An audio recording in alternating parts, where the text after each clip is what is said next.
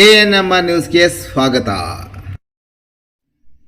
ಚಿಂತಾಮಣಿ ನಗರದ ಎನ್ಆರ್ ಬಡಾವಣೆಯ ನಗರಸಭೆ ಕಚೇರಿಯ ಹಿಂಭಾಗದಲ್ಲಿರುವ ಗುರುಸ್ಪರ್ಶ ತಾಯಿ ಮತ್ತು ಮಕ್ಕಳ ಆಸ್ಪತ್ರೆಯಲ್ಲಿ ವಿಶೇಷ ಚಿಕಿತ್ಸಾ ಸೌಲಭ್ಯಗಳು ದೊರೆಯಲಿದೆ. ಮಕ್ಕಳ ತಜ್ಞರಾದ ಡಾಕ್ಟರ್ ಕಲ್ಯಾಣೇಶ್ ಜಿ ವಾರದ 7 ದಿನಗಳಲ್ಲಿ ಮಕ್ಕಳ ತುರ್ತು ಚಿಕಿತ್ಸೆ ಜೊತೆಗೆ ಪ್ರತಿದಿನ 7 ರಿಂದ ಮಧ್ಯರಾತ್ರಿ 12 ಗಂಟೆವರೆಗೂ ಕಾರ್ಯನಿರ್ವಹಿಸಲಿದ್ದಾರೆ. ನವಜಾತ ಶಿಶು ಆರೈಕೆ, ರೋಗ ನಿರೋಧಕ ಲಸಿಕೆಗಳು, ಒಳರೋಗಿ ಮತ್ತು ಹೊರರೋಗಿ ಸೇವೆಗಳ ಜೊತೆಗೆ ಫೋಟೋಥೆರಪಿ ಮತ್ತು ನೆಬುಲೈಸೇಷನ್ ಸೇವೆಗಳು ಇವರಿಂದ ದೊರೆಯಲಿದೆ.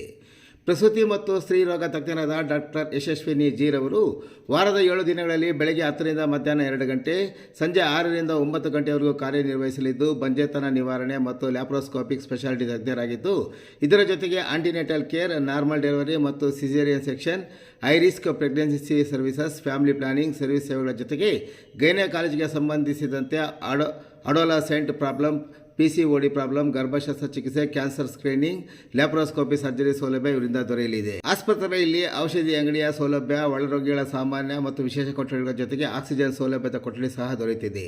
ಹೆಚ್ಚಿನ ವಿವರಗಳಿಗೆ ಮೊಬೈಲ್ ಸಂಖ್ಯೆ 7676985401ಕ್ಕೆ ಸಂಪರ್ಕಿಸುವುದು. ಬೆಂಗಳೂರಿನಲ್ಲಿ ಖಾಸಗಿ ಬಸ್ ಚಾಲಕನಾಗಿದ್ದ ಯುವಕ ನಾಪತ್ತೆ, ಧರ್ಮಸ್ಥಳಕ್ಕೆ ಹೋಗಿರುವುದಾಗಿ ಕೊನೆಯ ಮಾಹಿತಿ. ಬೆಂಗಳೂರಿನಲ್ಲಿ ಖಾಸಗಿ ಬಸ್ ಟೂರ್ಸ್ ಆ್ಯಂಡ್ ಟ್ರಾವೆಲ್ಸ್ನಲ್ಲಿ ಚಾಲಕರಾಗಿ ಕೆಲಸ ಮಾಡುತ್ತಿದ್ದ ಯುವಕರೊಬ್ಬರು ನಾಪತ್ತೆಯಾಗಿರುವ ಕುರಿತು ವರದಿಯಾಗಿದೆ. ಚಿಂತಾಮಣಿ ತಾಲೂಕಿನ ಕರ್ಕಮಕ್ನಳ್ಳಿ ಗ್ರಾಮದ ನಿವಾಸಿ ನಂದೀಶ್ ಎಸ್ 28 ವರ್ಷದ ನಾಪತ್ತೆಯಾದ ಯುವಕ.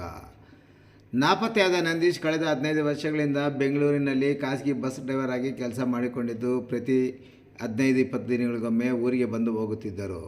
ಅಲ್ಲದೆ ಪ್ರತಿದಿನ ತಮ್ಮ ತಾಯಿಯ ಮೊಬೈಲ್ ಸಂಖ್ಯೆಗೆ ಕರೆ ಮಾಡಿ ಯೋಗಕ್ಷೇಮ ವಿಚಾರಿಸುತ್ತಿದ್ದರು. ಕಳೆದ ಜೂನ್ 21ರಂದು ಬೆಳಗ್ಗೆ 11 ಗಂಟೆಗೆ ತಮ್ಮ ಗ್ರಾಮದಿಂದ ಬೆಂಗಳೂರಿಗೆ ತೆರಳಿದ ಅವರು ಇದುವರೆಗೂ ವಾಪಸ್ ಗ್ರಾಮಕ್ಕೆ ಬಂದಿರುವುದಿಲ್ಲ. ಜುಲೈ 12ರಂದು ರಾತ್ರಿ ತಾಯಿ ಕಾಂತಮ್ಮಗೆ ಕರೆ ಮಾಡಿದ ನಂದೀಶ್ ತಾನು ಸ್ನೇಹಿತರೊಂದಿಗೆ ಧರ್ಮಸ್ಥಳಕ್ಕೆ ಹೋಗುತ್ತಿರುವುದಾಗಿ ಮತ್ತು ಸದ್ಯಕ್ಕೆ ಗ್ರಾಮಕ್ಕೆ ಬರೋದಿಲ್ಲ ಎಂದು ತಿಳಿಸಿದ್ದರು. ಆದರೆ ಮರುದಿನ ಅಂದರೆ ಜುಲೈ 13ರಂದು ತಾಯಿ ಕಾಂತಮ್ಮ ಇವರ ಮೊಬೈಲ್ ಸಂಖ್ಯೆಗೆ ಸಂಪರ್ಕಿಸಲು ಪ್ರಯತ್ನಿಸಿದಾಗ ಫೋನ್ ಸ್ವಿಚ್ ಆಫ್ ಬಂದಿದೆ. ಅಂದಿನಿಂದ ಇದುವರೆಗೂ ಯಾವುದೇ ಸುಳಿವು ಸಿಕ್ಕಿಲ್ಲ.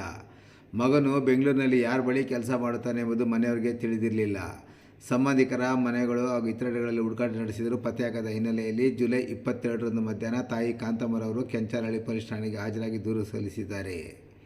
ಸದರಿ ದೂರಿನ ಮೇಲೆ ಪ್ರಕರಣ ದಾಖಲಾಗಿ ಸುಳಿವು ಸಿಕ್ಕಲ್ಲಿ ಪೊಲೀಸ್ ಠಾಣೆಗೆ ಮಾಹಿತಿ ನೀಡುವಂತೆ ಸಹ ಪೊಲೀಸರು ಕೋರಿದ್ದಾರೆ.